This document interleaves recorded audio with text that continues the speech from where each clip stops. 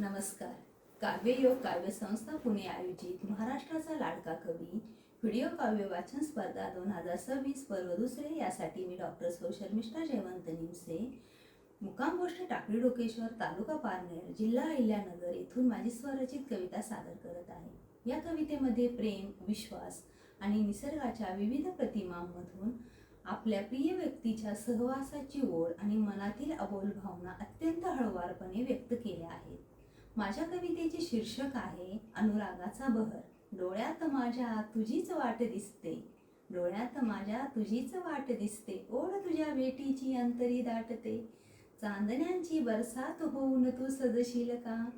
इश्काचा गंध कस्तुरीने गंधाळलेला, इश्काचा गंध कस्तुरीने गंधाळलेला, प्रेमाच्या रंगात रंगुनी माझ्याच अंगणी साजना तू राहशील का?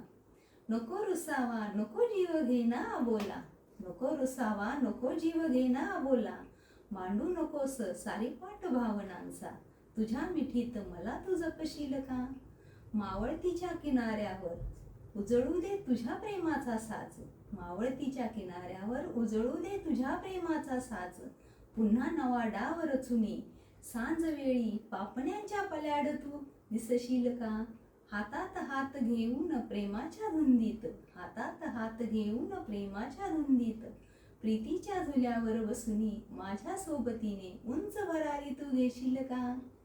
माझी या मनीचे भाव तुझ्या हृदयी साठवूनी, माझी या मनीचे भाव तुझ्या हृदयी साठवूनी, प्रिया अलवार शब्दांची गुंफण तू विणशील का?